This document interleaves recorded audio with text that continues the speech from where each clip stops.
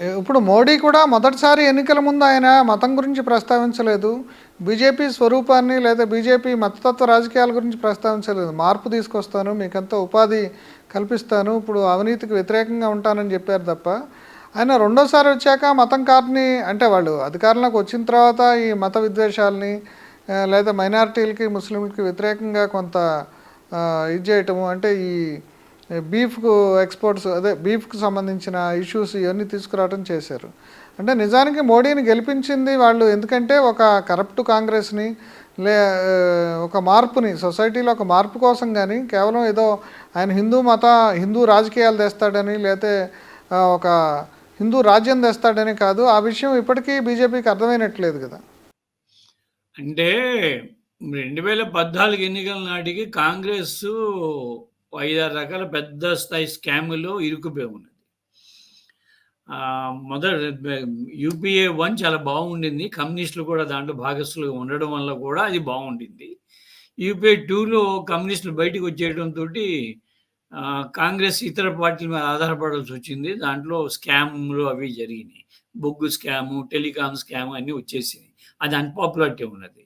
రెండోది గుజరాత్ ఇండియన్ ఎకానమీలో ప్రధాన వాటాదారుడిగా మారటం వల్ల గుజరాత్ మోడల్ అనేది గ్రోత్ మోడల్ ఒకటి గ్రోత్ అనేది ఒక ఒక ఒక ఒక ప్రచారం సాగింది. నిజంగా అబద్ధ ప్రచారం అది. ఇది మోడీ కన్నా ముందే గుజరాత్ ఆర్థిక రంగంలో ముందుంది. ఎందుకంటే మన కార్పొరేట్ సంస్థలన్నీ కూడా గుజరాత్ నుండి వచ్చినియి. టాటాలు, బిర్లాలు, అంబానీలు ఇప్పుడు పుట్టినోళ్ళు కాదు కదా! వీళ్ళందరూ కూడా గుజరాత్ బేస్డే. కానీ ఆ ప్రచారం ఎలా సాగిందంటే మోడీ గారి మూలంగా గుజరాత్ ఎకనామిక్ గ్రోత్ ఉన్నట్టుగా సాగింది. ఇండియాలో ఎప్పుడు కూడా గుజరాత్ ముందే ఉన్నది. బాంబేని డామినేట్ చేసింది కూడా అప్పుడు ఇప్పుడు కూడా గుజరాతీలే. పోర్ట్ ఎకానమీ కానీ అంటే చరిత్రలో కూడా పోర్ట్స్ అవి ఉండటం వల్ల విదేశాల నుంచి వాణిజ్యం జరగటం ట్రేడింగ్ వీటన్నిటి వల్ల కొంత అక్కడ ఒక బిజినెస్ కల్చర్ డెవలప్ అయింది కదండి. కల్చర్ బిగినింది. పైగా వ్యాపార వర్గం అది. ఆ కమ్యూనిటీ గుజరాతీలు అంటేనే వ్యాపారులు. మనం ఇక్కడ వైశ్యులు అని అంటున్నటువంటి వాళ్ళే వాళ్ళు. మార్వాడీలు అంటేనే వాళ్ళు. వ్యాపారం వాళ్ళకి వృత్తి అది. కుల వృత్తి అది. అది గుజరాత్‌కి ఎప్పుడు కూడా అడ్వాంటేజ్ మొదటి నుండి ఉంది. గట్టిగా మీరు ఇంకా మరీ కాస్త వెనక్కెళ్తే గాంధీ గారు కూడా ఆ కమ్యూనిటీ ఆయనే. ఇంకా వెనక్కెళ్తే జిన్నా కూడా ఆ కమ్యూనిటీ ఆయనే. ఇండియన్ పాలిటిక్స్‌ని వాళ్ళే చాలా కాలం నడిపారు. టాటాలు జిన్నాని ప్రమోట్ చేశారు. బిర్లాలు గాంధీజీని ప్రమోట్ చేసి మరీ వెనక్కెళ్తే చెబుతున్నా. అయితే ఇదంతా పక్కన పెట్టి మోడీ మూలంగానే గుజరాత్ వెలుగులో ఉందని మన సినిమా యాక్టర్లు తెలుగులో ఉంటారు కదా! వీళ్ళందరూ ప్రత్యేక విమానాలు వెళ్ళి అక్కడ వచ్చి స్టేట్మెంట్లు ఇచ్చి ఇదంతా ఒక మీడియా ద్వారా అట్లాంటి హైప్ క్రియేట్ చేశారు. అది చల్లబడిపోతున్నట్టుగా ఆ చివరలో వాళ్ళకి అర్థమైపోయింది. అర్థమైపోయాయి కదా! 2019 ఎన్నికలని వాళ్ళు ఏమన్నారు? 2019 ఎన్నికల్లో ఇంత గొప్పగా చేసాం భారతదేశాన్ని మేము. మమ్మల్ని చూసి ఓటెన్ని అడగలేదే వాళ్ళు. ఇది మూడో పానిపట్టు యుద్ధం. దుర్రానికి, పీష్వాకి మధ్య యుద్ధం. పీష్వా ఓడిపోతే దాదాపు 200, 300 సంవత్సరాలు హిందువులకు అధికారాన్ని కూడా పోయింది. అప్పుడు ముస్లింలు ఆ తర్వాత బ్రిటిష్ వాళ్ళు పరిపాలించారు. అంచేత ఆ పరిస్థితి రానివ్వకుండా ఉండాలంటే మోడీని ఇంకోసారి గెలిపించాలి. మీరు అమిత్ షా స్వయంగా ప్రచారం చేశారు. ఆ కర్ణాటక ఎన్నికల్లో రాణి అబ్బకు కోటేస్తారా? లేకపోతే టిప్పు సుల్తాన్ కోటేస్తారా? హిజబ్ కర్ణాటక ఎన్నికల్లో హిజబ్ లాంటి వివాదాన్ని కూడా ముందుకు తీసుకొచ్చారు కదా! వారణాసిలో స్వయంగా ప్రధానమంత్రి అంటారండి ఈ శివాజీ అండ్ ఔరంగజేబ్ మధ్య యుద్ధం ఇదని. వాళ్ళు తెలుసు ఆ ఫెయిల్యూర్స్ అన్ని కూడా. వాళ్ళు మనల్ని జనము ఆర్థిక బలపడటం ద్వారా ఆర్థిక బలం మీద మాకు ఓటు వేయరు. మతాన్ని రెచ్చగొడితేనే ఓటు వేస్తారు అని అనుకున్నారు. కానీ భారత ప్రజలు తెలివైన వాళ్ళు. ఎక్కువ ఎంత శాతం ఓటు వచ్చిందండి? గత ఎన్నికల్లో వాళ్ళకొచ్చింది 37%. 303 వరకు సీట్లు వచ్చినాయి గానీ, వచ్చిన ఓట్లు 37% మాత్రమే. ఇప్పుడు 35, 36 మధ్యన వచ్చినాయి. ఈ ఓట్లు రాహుల్ గాంధీ పాయింట్ అదే. నీకొచ్చింది 33, మిగిలిన 67 మేమే కదా! How can you say that you are the representative of the Hindus?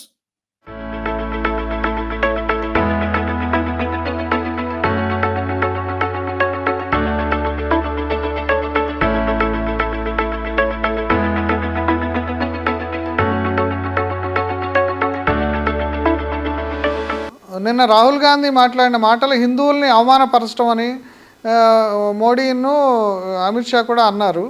ఇప్పుడు మరి దానికి ఎట్లా ఉంటుంది అంటారు దేశంలో రియాక్షన్? అలాగేమి జరగదండి. ప్రజలు చాలా తెలివి మీరిపోయారు. వాళ్ళిద్దరూ మోస్ట్ కమ్యూనియలిస్ట్‌గా మారిపోయారు అనేటువంటి మాట ప్రజలకు అర్థమైపోయింది. ఇప్పుడు దానివల్ల జరిగేటువంటి అవకాశం ఏమీ లేదు. సామరస్యంగా ఉండేటువంటి వాళ్ళు అందరం కూడాను. ప్రజలు చాలా సామరస్యంగా ఉంటారు. మన వీధుల్లో ఉండడం లేదా? పేటల్లో ఉండడం లేదా? ఎన్ని మతాలోళ్ళు ఉన్నారు? మన అపార్ట్మెంట్‌లో ఉంటే ఎన్ని మతాలోళ్ళు ఉంటున్నారు అక్కడ? మనం ఉండే వీధుల్లో ఎన్ని మతాలోళ్ళు ఉన్నారు? మా వీధిలో మా ఇంటి ముందే గుడుంది. మా ఇంట్లోనే గుడుంది. హైదరాబాద్‌లో ఎప్పుడైనా వచ్చినప్పుడు చూడండి మీరు. మా ఇంటి లోపల వినాయకుని అదే. గుడుంది. అదేనండి. మా అబ్బాయి రెండో అబ్బాయి తాలూకు ఫ్రెండ్‌కి వినాయకుడు అంటే చాలా ఇష్టం. ఆమె సెపరేట్‌గా అదే. ఒక పూజ గది నిర్మించుకొని ఆమె స్విట్జర్లాండ్‌లో ఉంటున్నది. కానీ ఆ గుడి అలాగే ఉంటుంది. ఇప్పుడు లైట్ వెలిగి ఉంటుంది. అదే. 24 అవర్స్. ఇన్ అవర్ హౌస్ నేను చెప్పేది. ఇతర మతాలతో ప్రజలకి ఏమి ఇబ్బందండి. మా ఇంటి ముందే గేట్ ఓపెన్ చేయగానే ఎదుర గుడి ఉంటుంది. కనకదుర్గ గుడి ఉంది ఇక్కడ బెజవాడలో. మా పేటలో అది ఇప్పుడు కొంచెం అది దాటి 2 చర్చిలున్నాయి. ఈ గుడి అదే. వెనకాలేమో క్రైస్తవుల సమాధి ఉంది. ఈ ప్రజలందరూ అదే. వీళ్ళందరూ కలిసి బతకడం లేదా? నిన్న రాహుల్ గాంధీ తన ప్రసంగంలో హిందువులను చెప్పుకునేవాళ్ళు హింసకు పాల్పడటం అనే రెండు పాయింట్స్ రైజ్ చేశారండి. దాని ప్రభావం ఫ్యూచర్ రాజకీయాల్లో ఉంటుందా? ఎందుకంటే ఇప్పుడు బీజేపీ వీక్ అయిన నేపథ్యంలో. నేనైతే అనుకుంటున్నాను. తప్పనిసరిగా ఉంటుంది దాని ప్రభావం. పీపుల్ రియలైజ్ అవుతున్నారు. దీనివల్ల ఏంటి మన ప్రయోజనం?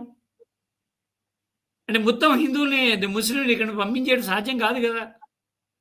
చిన్న చితగా అసలు పంపించడానికి వాళ్ళంతా they are born and brought up ఇక్కడే కదండి. ఇప్పుడు వాళ్ళు ఇక్కడ దేశ పౌరులు కదా. ఒక దేశ పౌరులు కదా. ప్రాక్టికల్‌గా సాధ్యం కాని విషయాలు ఎందుకు మాట్లాడుతున్నాం మనం ఇంతకాలం? They are natural citizens of this country. DNA ఇదేనా? అది వేరే మళ్ళా ఇదే చర్చ. డిఎన్ఏ నాదే ఈ డిఎన్ఏ 40,000 సంవత్సరాలుగా 4,000 సంవత్సరాలు మేము కలిసి బతుకుతున్నామని మోహన్ భగత్ గారు అంటారు. మీ డిఎన్ఏ మా డిఎన్ఏ 2 ఒకటే. మీరు మధ్యలో వేరే మతాన్ని అనుసరించడము, కన్వర్ట్ కావటము, స్వీకరించడము చేశారు గానీ, మీరైనా, మేమైనా ఈ నేల మీద పుట్టినోళ్ళమే 4,000 సంవత్సరాలుగా మనం కలిసి బతుకుతున్నాం. అది మన హిస్టరీ అని మోహన్ భగత్ కదా అన్నది. ఆర్ఎస్ఎస్ చీఫ్ సత్సంగ చాలక్. అంటే ఆయన స్ట్రాటజిక్‌గా మాట్లాడారు అనుకోవాలా ఆ మాటని? అంటే ఆర్ఎస్ఎస్‌కి ఒక దీని ఉన్న సమస్య ఏంటంటే, బ వీళ్ళకి ఉన్నదేంటంటే, మీరు మాకు లొంగి ఉండండి అనే మాట ఒక గొడవ ఉంది ఒకటి. అదే. ఆధిపత్యం మాది కావాలి. మీరు మాకు సబార్డినేట్‌గా ఉండనే మాట ఉన్నది. అందుకని వీళ్ళు బయటి వాళ్ళను, వెళ్ళిపోవాలను ఆ మాట లేదు. సాధ్యం కూడా ఆచరణ సాధ్యం కాదు. సిద్ధాంతపరంగా సాధ్యం కాదు. సైన్స్ కూడా ప్రూవ్ చేయదు దాన్ని. అదే. హౌ కెన్ యూ మిమ్మల్ని చూసి మీరెవరు, నన్ను చూసి నేనెవరో మాట చెప్పేస్తారు ఎవరైనా బయటోడు. Please do subscribe to Telugu Rajyam channel. Please do subscribe to Telugu Rajyam channel. Please do subscribe to Telugu Rajyam channel. Hi అండి, నేను మీ ఆర్పీని, నెల్లూరు పెద్దారెడ్డి చేపల పులుసు ఓనర్ని. మీరు తెలుగు రాజ్యం అనే ఈ యూట్యూబ్ ఛానల్ సబ్స్క్రైబ్ చేసుకుని మంచి మంచి వీడియోలతో వస్తారు. Thank you so much. Hi people, I'm Sonakshi Verma and you please watch Telugu Rajam and please subscribe to the channel.